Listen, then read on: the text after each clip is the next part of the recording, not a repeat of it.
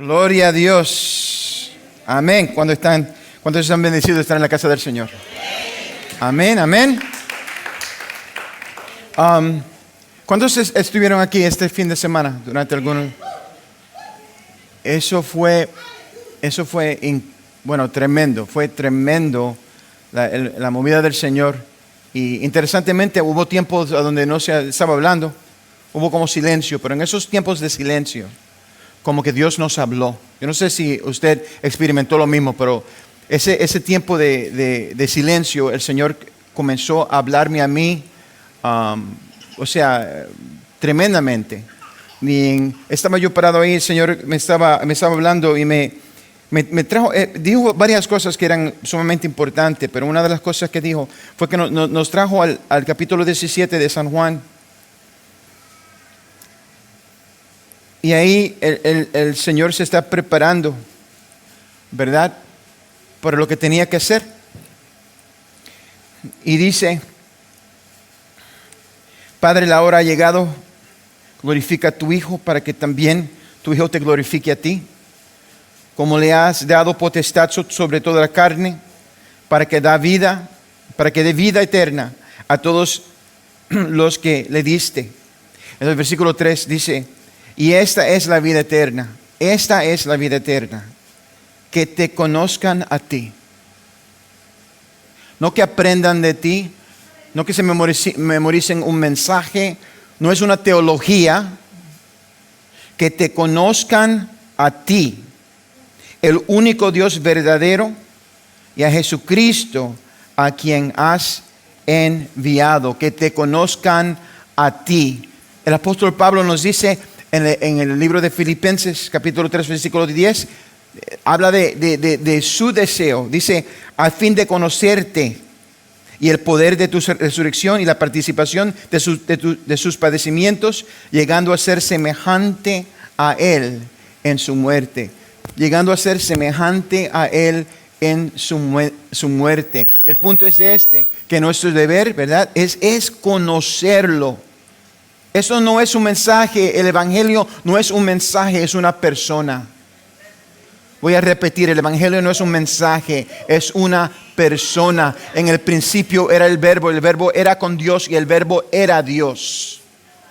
Es conocer a Jesús, ¿verdad? Cuando lo conocemos y tenemos esa intimidad con el Señor, entonces a nosotros nos va a importar lo que a Él le importa. No es asunto de legalismo, a donde tenemos ciertas reglas que tenemos que cumplir, sino porque lo amamos, porque lo hemos internalizado. Entonces queremos obedecerle, queremos, ¿verdad?, que Él se manifieste. ¿Para qué? Para que nosotros seamos menos como nosotros y más como Él. La meta del creyente es ser semejante a Él. Interesantemente, no en la victoria, no en el monte, sino en su muerte. Muchos de nosotros queremos un cristianismo que es victorioso, que todo está poder, pero no. Él dice: yo quiero ser semejante a Él en su muerte, a donde Él se sometió a sufrimiento, se sometió a ser burlado. Le escupieron. Muchos de nosotros nos ofende a alguien en la iglesia y no queremos regresar a la iglesia. Y ahora mismo en Afganistán estaba hablando con una pastora que es árabe. Y ella me dijo que está comunicándose con creyentes que eran musulmanes y vinieron a un conocimiento de Jesús en Afganistán ahora mismo. Y le dijeron a ella que no quieren escapar, no quieren que los liberen. ¿Por qué? Porque ellos dicen: entonces, ¿quién le va a predicar al talibán?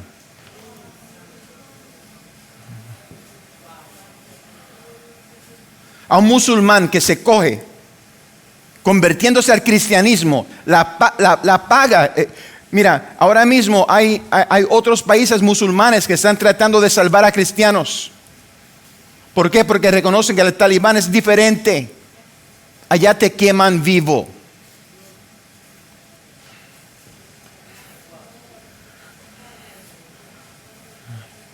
Nos hace hacer la pregunta, ¿somos salvos?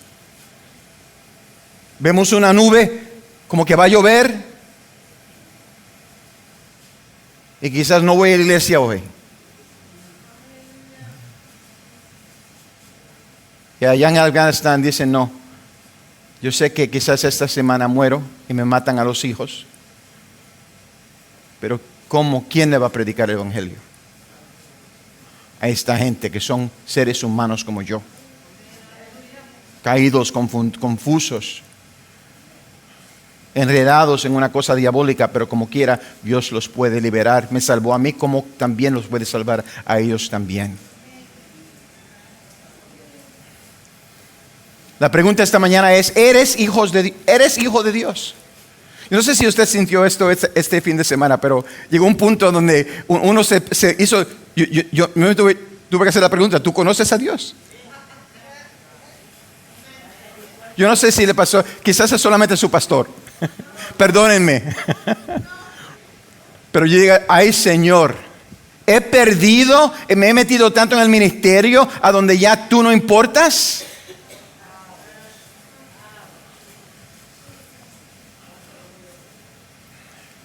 La programación que es más importante que la persona a quien servimos.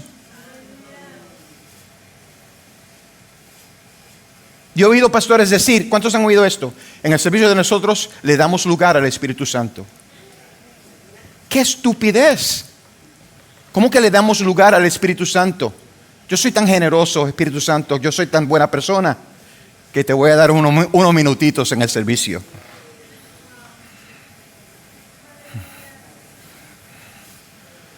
Si el servicio no está basado en el Espíritu Santo, ¿qué estamos haciendo? Si Dios no es el Rey soberano en medio de nosotros, ¿qué estamos haciendo? La pregunta esta mañana es simple, ¿eres hijo de Dios o no? Bueno, vamos a Romanos capítulo 8, comenzando en el versículo 12.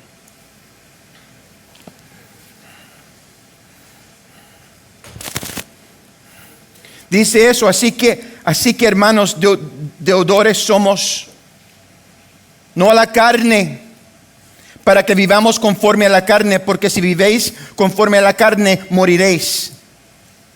Pero si por el Espíritu hacéis morir las obras de la carne, por el Espíritu, no por tu propio esfuerzo, no por tu teología, no por tus ideas,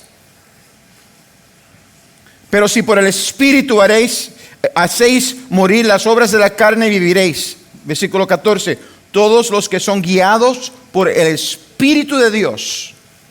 Todos los que son guiados por el Espíritu de Dios. ¿Quién te está guiando a ti? ¿Tú? Todos los que son guiados por el Espíritu de Dios. Ellos son hijos de Dios. Ellos son hijos de Dios. Oremos. Amantísimo Dios, te damos las gracias, Padre, por tu palabra.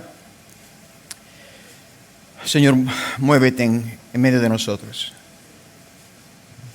Yo no soy digno, Padre, de estar ni parado aquí, Señor, pero tú eres un Dios soberano, todopoderoso, Rey de reyes, Señor de señores. Esta mañana nos inclinamos a tus pies, Señor, para recibir la mejor parte, la única parte que importa. Es tener esa intimidad contigo, conocerte a ti, Señor. Conocerte. Muévete, Espíritu Santo. En el nombre de Jesús. Amén y amén. ¿Pueden sentarse, amados?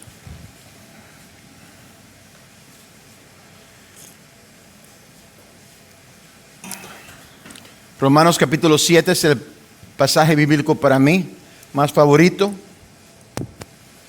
porque ahí, aunque Efesios 2:20, ¿verdad? Es importante, me encanta, pero para mí, Efesios en general, pero Romanos capítulo 7 para mí es sumamente importante, porque ahí el apóstol Pablo declara su debilidad. Y hay veces que nosotros tenemos una mala interpretación de lo que es ser cristiano. Pensamos que ser santo es ser perfecto. Solo Dios es perfecto. Dios no nos llama a la perfección, sino a la santidad.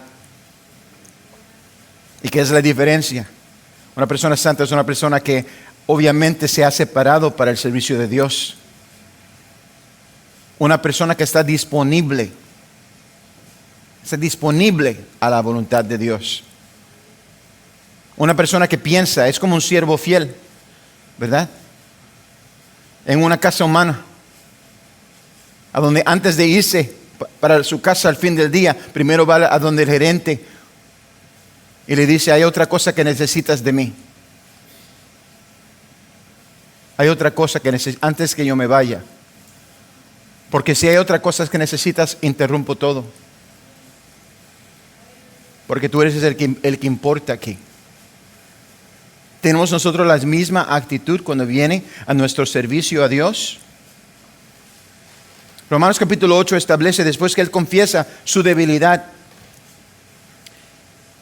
en el primer versículo, en los primeros versículos de Romanos capítulo 8, él establece claramente que la condenación por nuestra incapacidad de guardar la ley a causa de nuestra naturaleza caída, esa naturaleza humana, esa inhabilidad de realmente agradar a Dios, cesa al momento que el creyente llega a una posición que el apóstol Pablo define como estar en Cristo. Estar en Cristo. ¿Y qué es eso? El estar en Cristo, amados, es una condición caracterizada por un cambio del estilo de vida que viene a través de un cambio de nuestra manera de pensar. Un cambio que viene por resultado de una renovación de nuestra mente. Hay muchos amados que todavía andan atados. ¿Por qué? Porque no han dejado que el Espíritu Santo renueve su mente. Ese himno interesante, viejito, los músicos no lo sabían, estaba yo muy sorprendido, porque para mí es una cosa automática, ¿verdad? Renuévame, o sea, gloria a Dios, pero lo cantamos. Una pregunta, ¿lo vivimos? Renuévame, Señor Jesús, ya no quiero ser igual. O quizás, Señor, renuévame mañana, porque por ahora tengo unas cositas que tengo que hacer.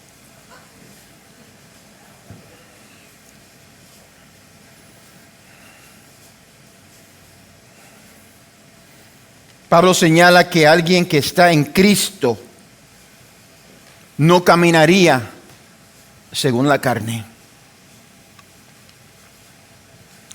¿Cómo estamos caminando?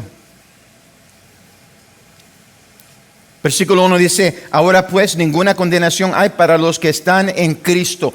No hay condenación para los que están en Cristo. Los que no andan conforme a la carne, sino conforme al Espíritu.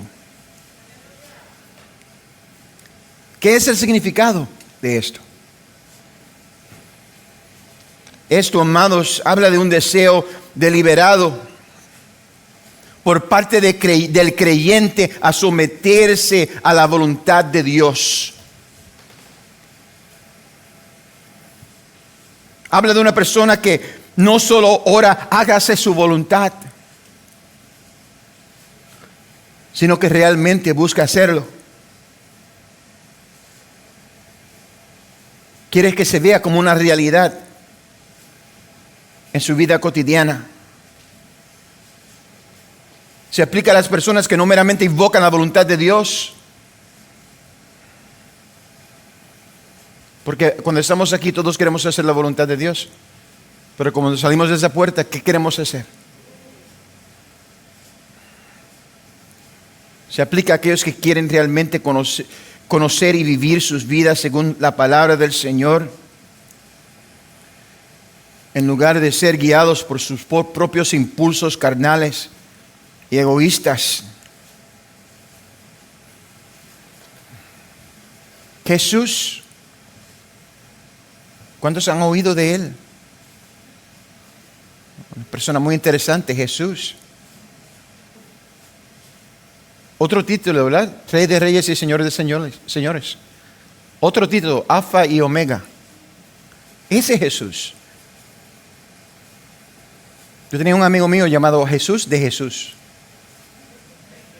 Qué interesante. No ese Jesús. En el sur de Bronx tenemos muchos Jesús.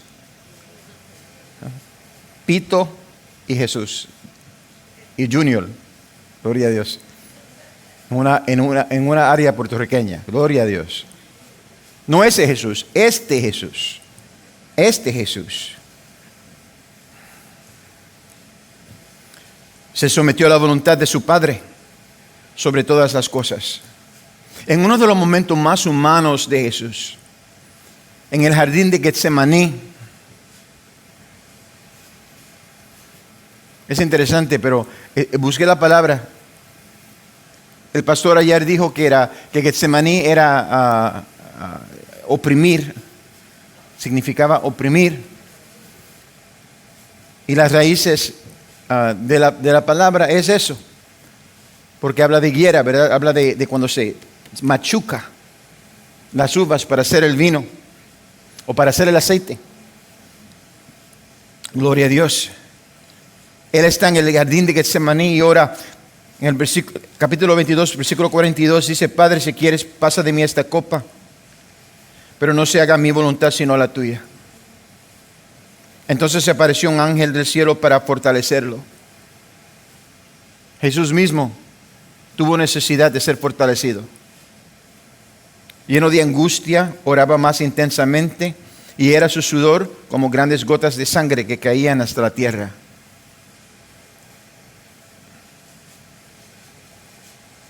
Muchos piensan que Jesús quería escaparse de la cruz, pero no era cierto. Hacer lo que Dios el Padre quería de Él nunca estuvo en duda en la mente de Jesús. Si podría haber hecho la voluntad de Dios y simultáneamente pasar la copa, esto habría sido aceptable para Él. Pero lo más importante era hacer para Jesús, era hacer la voluntad del Padre, pasara lo que pasara. Si es tiempo de morir y sufrir angustia, amén, si eso es lo que tú quieres, Señor. Jesús aquí estaba orando sobre su sacrificial expiatoria muerte inminente, como el Cordero de Dios que vino, como le dijo su primo, a quitar el pecado del mundo.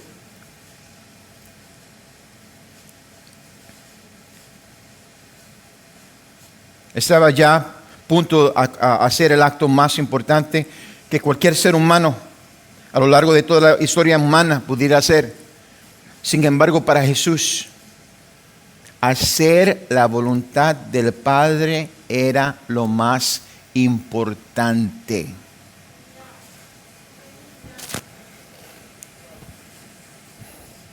O sea, el sufrimiento es un segundo pensamiento. El dolor, un segundo pensamiento. La opresión, la tribulación, un segundo pensamiento. Lo importante es tu voluntad, Señor.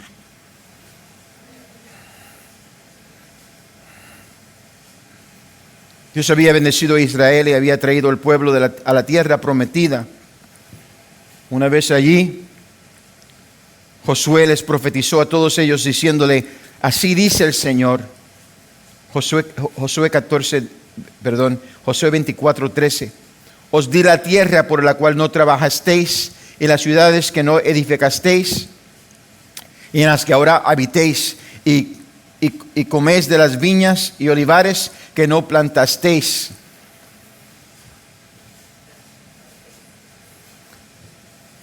Él entonces le hace confrontarse con su pecado y les da a escoger. Versículo 14: ahora pues temed a Jehová y sírvelo con integridad y verdad.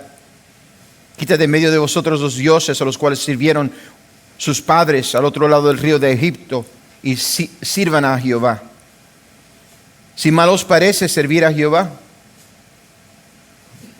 escojan hoy a quién van a servir. Sea los dioses quienes sirvieron vuestros padres cuando estuvieron al otro lado del río, a los dioses de los amorreos en la tierra donde están, escojan. Pero le quiero decir algo. Yo en mi casa serviremos a Jehová.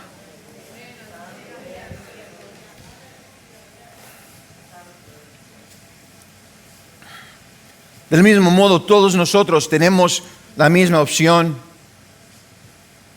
y la escogimos una y otra vez, día tras día. Decidimos personalmente si sí o no vamos a hacer la voluntad de Dios o la voluntad de nosotros. ¿Es nuestro objetivo averiguar lo que es mejor para nosotros en una circunstancia? ¿O como Jesús? ¿Qué es lo que quiere Dios? ¿Qué es lo que exige Dios de mí en esta situación? La palabra de Dios establece que nuestra forma de pensar no es típicamente la forma en que Dios piensa. Lo que queremos y cómo queremos conseguirlo no es necesariamente lo que Dios quiere para nosotros, ni la forma en la que Él quiere que nosotros la obtengamos. Incluso aunque sea la voluntad de Dios para nosotros. Nosotros tenemos nuestra propia manera de pensar, de hacer las cosas, pero Dios tiene la suya. Y nos hace, es interesante porque Jesús dijo, y quiero que usted vean esto, Jesús era Dios, sí. Sin embargo, lo identificamos como que un Dios, no, Dios es un Dios, Padre, Hijo y Espíritu Santo. Sin embargo, Jesús dice, no se haga mi voluntad sino la tuya.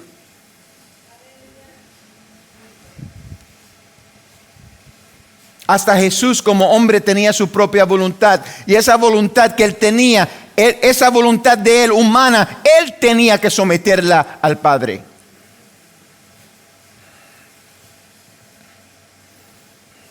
Isaías lo pone así, porque mis pensamientos no son vuestros pensamientos, ni sus caminos mis caminos, dice Jehová.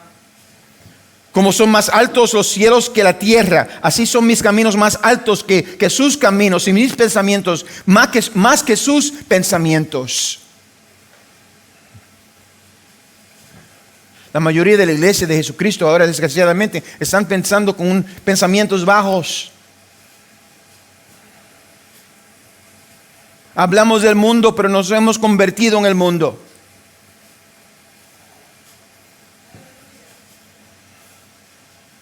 Yo no sé qué va a ser la próxima moda, pero para mí lo encuentro interesante cuando adultos que ya tienen bastantes años de edad suben al altar ahora con maones, con rotos por donde quiera. Visten como campesinos, como que van a trabajar en la finca.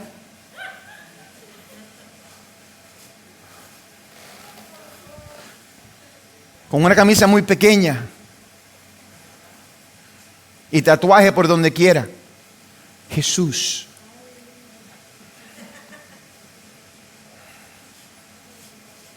Tienen a Jesús en su brazo, pero la pregunta es, ¿lo tienen en su corazón?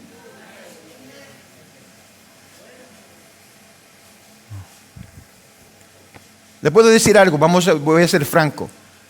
Si tú tienes que poner a Jesús en tu brazo para que la gente se fijen de que tú eres un siervo de Dios, puede que no tengas a Jesús en tu corazón.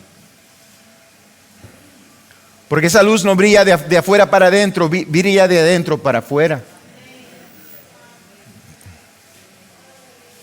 El misterio del Evangelio, Cristo en mí. En mí. Eso es lo que vimos este fin de semana. Eso no fue una prédica. Eso fue una introducción. Quiero que conozcan un amigo mío con el cual yo tengo intimidad. Y se llama Jesús.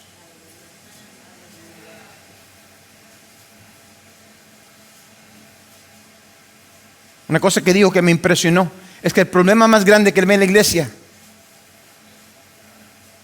es que están aburridos.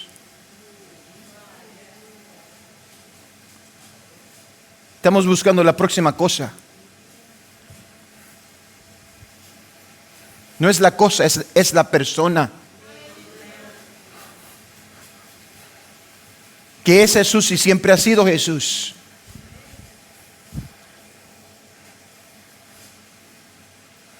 No tienen poder sobre el poder diabólico. ¿Por qué? Porque no tienen un conocimiento de Jesús verdadero.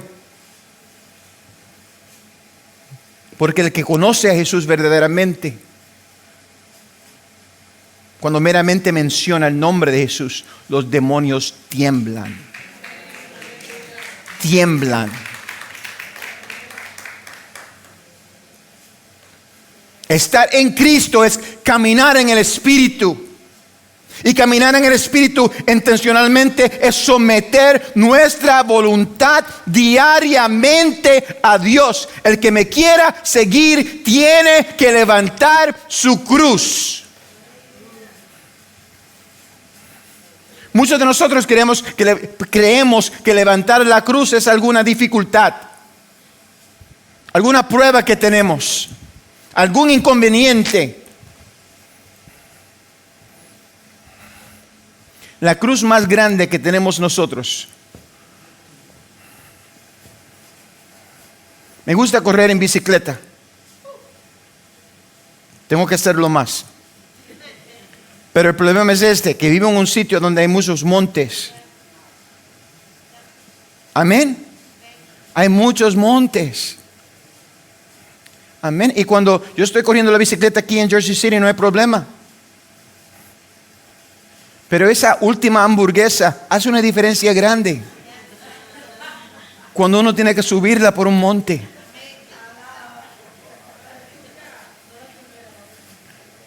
Cuando bajo, tengo que poner el freno porque voy enmandado, me mato, caigo en el tráfico y me muero allá abajo. Pero entonces cuando doy la vuelta, ahora tengo que subir. Todavía no he podido hacerlo. Me he tenido que bajar de la bicicleta.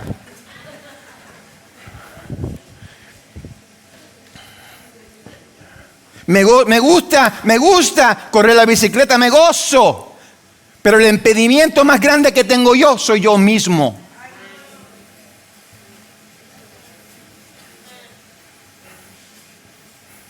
Quizás usted no tenga unas libritas extra.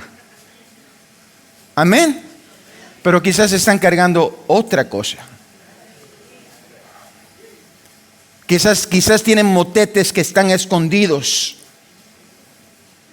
que le hace disfrutar la vida cristiana, esa vida abundante que Dios nos quiere dar, no nos hace muy difícil disfrutarla. ¿Por qué? Porque estamos cargando con esas maletas de pecado, de falta de fe.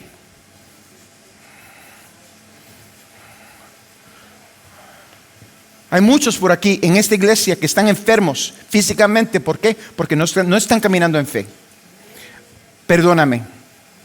Sé que hay doctores o lo que sea, pero esto fue una impresión que me dio el Espíritu Santo. Y cuando Dios me impresiona con el Espíritu Santo, yo voy a recibir lo que Dios me está diciendo.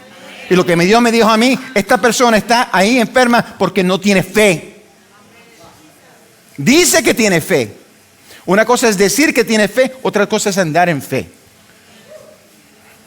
Andar en fe es andar en lo imposible. Lo repito, es más, volar en lo imposible.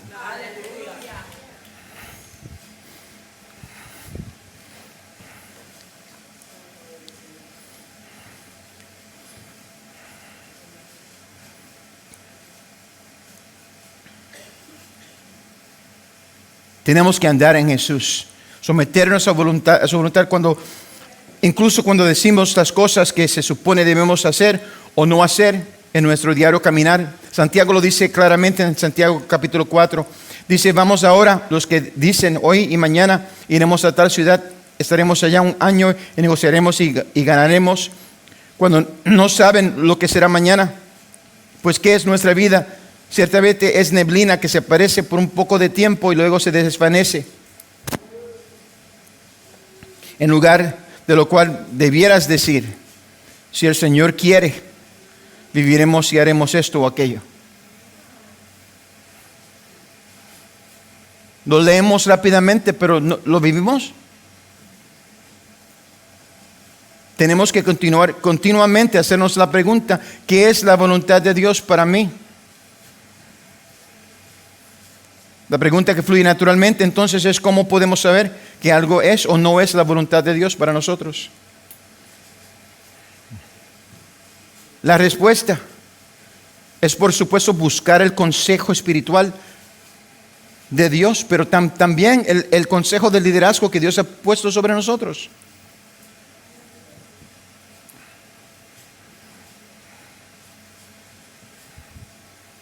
Las cosas han cambiado, y no para el bien. Años atrás, sería imposible entender que una persona que es llamada al ministerio no primeramente iba a su pastor, buscaba ser mentoreado, la bendición, buscar, o sea, por tiempo. La gente son llamadas de Dios ahora y mañana quieren estar en el campo. En la Biblia vimos ejemplo tras ejemplo. 40 años en el desierto. Moisés no era joven cuando fue llamado. Caleb, olvídate, un viejo, pero un viejo con fe. Esta montaña, aquí yo me quedo. ¿Por qué? Porque Dios me la dio. La mayoría de la gente ahora, cuando vienen a donde mí, no vienen a buscar mi consejo, vienen a decirme lo que Dios ya le ha dicho. Porque ya han hecho la selección. Ya han escogido. Eso es lo que voy a hacer. Pastor, ahora quiero tu bendición. Ponen a uno en una situación difícil, porque ¿es eso lo que Dios quiere para ti?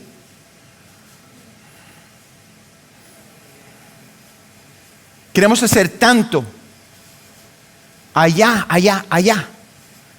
pero ¿y aquí? ¿Qué estamos haciendo? ¿Cuánto nos importan?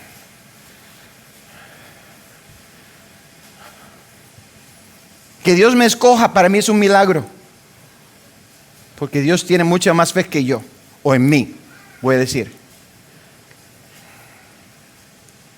Estaba leyendo el libro de Números, un libro muy interesante, ¿verdad? Bueno, estoy leyendo, yo me gusta pasar por la Biblia y ahora estoy otra vez pasando por Números. Y noté algo interesante cuando Dios le da a Aarón el sacerdocio como un regalo. Te doy el regalo de servir. Pero entonces le dice: pero te hago responsable por lo que pasa ahí. Lo que pasa en esa casa, lo que pasa aquí, o sea, no importa quién lo haga. ¿Me están oyendo? No importa quién lo haga, porque tú eres el responsable. Porque este lugar es santo. Y lo que yo te he dado a ti, que se llama un ministerio, es un regalo.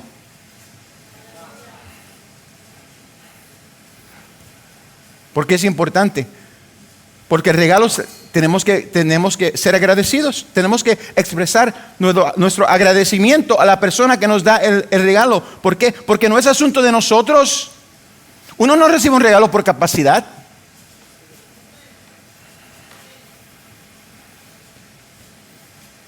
De vez en cuando nuestra capacidad dicta el tipo de regalo que vamos a recibir. Para aquellos que quieren, ¿verdad?, que no quieren estudiar, que quieren la unción sin el trabajo, que quieren la unción inmediata. La vida cristiana no es un paseo. No somos turistas en la tierra. Hay gente que vive en su vida cristiana como turistas, picando aquí, picando allá. Por eso es que la palabra de Dios habla tanto del terreno, lo que es la agricultura. ¿Por qué? Porque es difícil. ¿Alguien ha planteado algo? ¿Alguien ha trabajado en una finca? Aquí, ¿qué pasa? Son hispanos, ¿qué les pasa a ustedes? Hasta yo he trabajado en una finca en Puerto Rico. Bueno, tenemos americanos aquí, gloria a Dios. Ahora, un muchacho del Bronx le va a enseñar de lo que es una finca. Ok. La cosa es esta. La cosa es esta. Es que se tiene que trabajar. Voy a dejar las notas ahí. Vamos a predicar.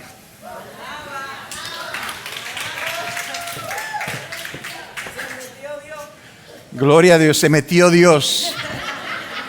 Ahora se sale el pastor Mario, entra el Espíritu Santo. Gloria a Dios. Este es el tiempo que le estamos dando. Gloria a Dios. Pero el asunto es este. Nosotros comemos la comida, pero no sabemos el sacrificio. No sabemos el sacrificio. Yo tenía un pollito. Mi abuela criaba pollitos en Puerto Rico. Y tenía uno que me acerqué mucho a ese pollito. Era el pollito mío. Le di nombre. No me recuerdo el nombre que le di al pollito. Pero un día desapareció el pollo. Desapareció.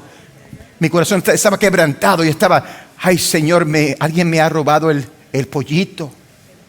Me puse a llorar. Mi abuela, mira, ¿qué te pasa? Mira, que alguien me robó el pollito. No te apures, ven acá. Me sentó. Me hizo una sopita, me la dio. Y yo me comí la sopita, lo más campante. Ahí estaba Geraldo, yo no sé cómo se llamaba ese pollo, pero estaba ahí, se sacrificó por mí. Pero para nosotros compramos un paquete, no sabemos que hay un costo. Hay un costo, como también en la finca hay un costo. La palabra de Dios siempre habla acerca de la agricultura, porque es para enseñarnos a nosotros que si vamos a verdaderamente tener fruto, tenemos que estar dispuestos a trabajar la finca para hacer lo necesario, y tenemos que tener el comportamiento, tenemos que tener la paciencia para esperar. ¿Qué puedes hacer tú o yo acerca del crecimiento de una mata? Hay gente que le hablan a las matas. Gente loca. ¿Cómo estás, mata?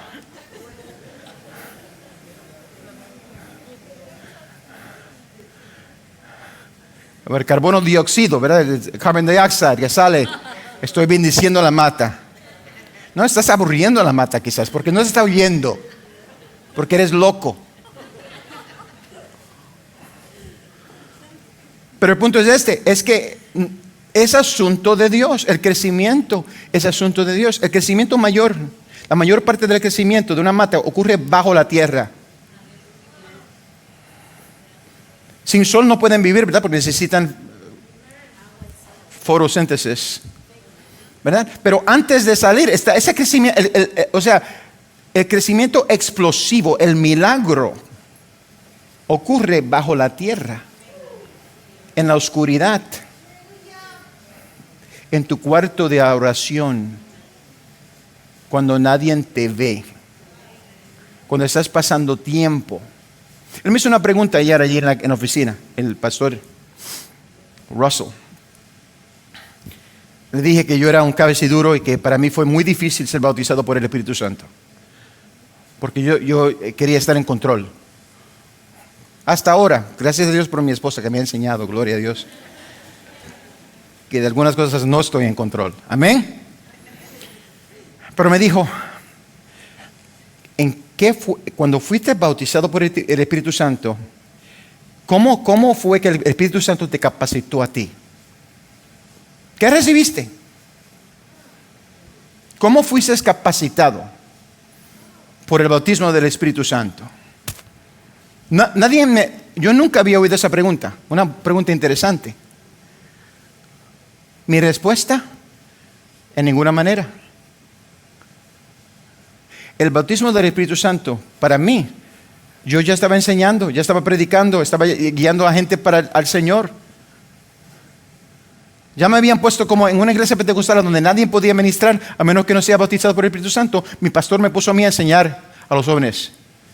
Porque vio en mí el amor a la palabra de Dios, pero vio otra cosa. Él vio el Espíritu Santo adentro de mí. ¿Por qué digo eso? Porque cuando fui a ser bautizado, Dios me dijo, ya te di el Espíritu, ya te bauticé. Si no quieres hablar lengua, es asunto tuyo.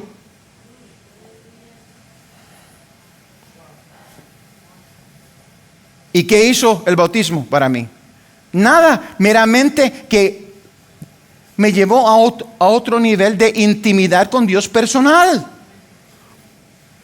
Me afectó a mí, en mí hablar y en mí comunicarme con Dios.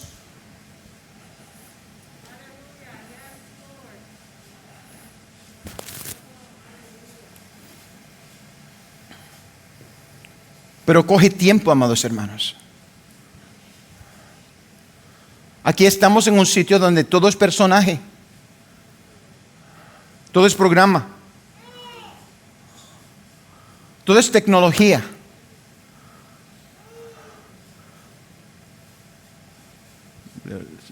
Voy a cantar claro como un gallo. En mi opinión, por eso fue que muchas de las iglesias se han cerrado. Porque Dios las cerró. Y la mayoría de las que están cerradas son las grandes. Muchas iglesias grandes en Nueva York todavía están cerradas.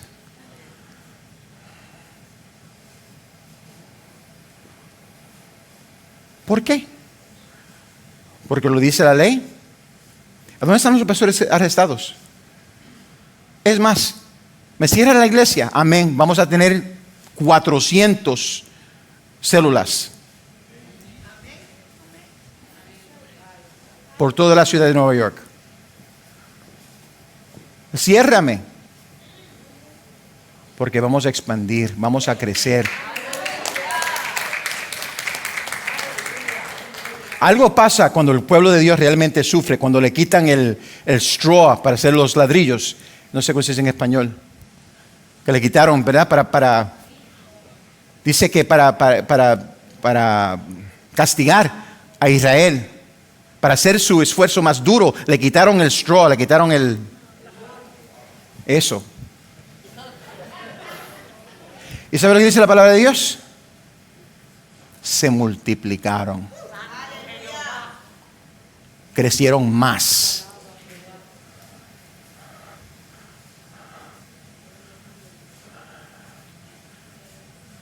Yo me gozo en las pruebas, aunque Satán no quiera. Amén. Porque a través de esa prueba hay crecimiento. Él moldea nuestro carácter. Él nos crea hombres y mujeres de Dios, que no son guiados por sus impulsos personales, por sus impulsos carnales, pero son guiados por el Espíritu Santo. Le dicen, Señor, hágase su voluntad en mi vida.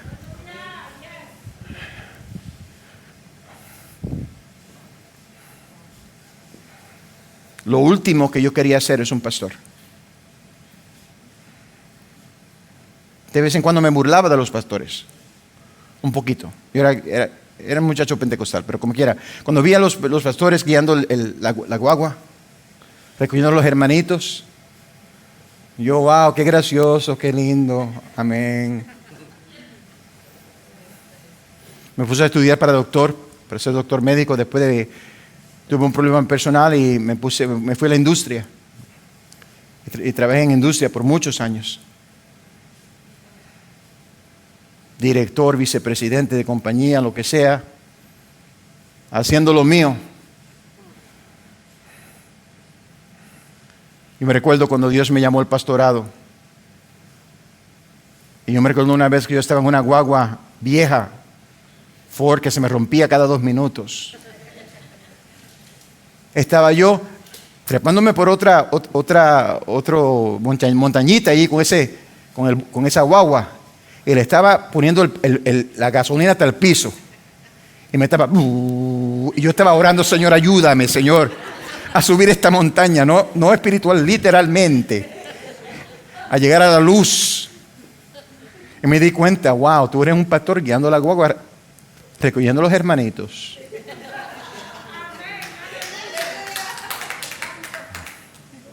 No en un estadio predicando, no por allá en el campo misionero, gloria a Dios.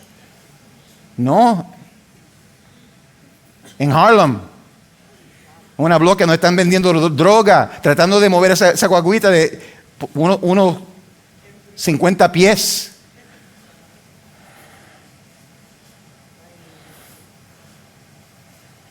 Pero estaba contento. ¿Por qué?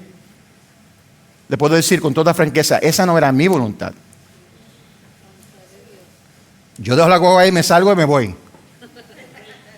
Allá van con sus pollos. Mira, caminen a la iglesia, amén. Yo no firmé en el contrato que yo firmé, no me dijeron que yo era mecánico. Aunque me convertí en mecánico, en plomero, en electricista. ¿Cuántas cosas? ¿Cuántas cosas? Yo no puedo decir cuántas cosas he hecho yo. Amén. Pero nada en comparación con lo que Cristo hizo por mí. Dios lo quiere hacer en tu vida también.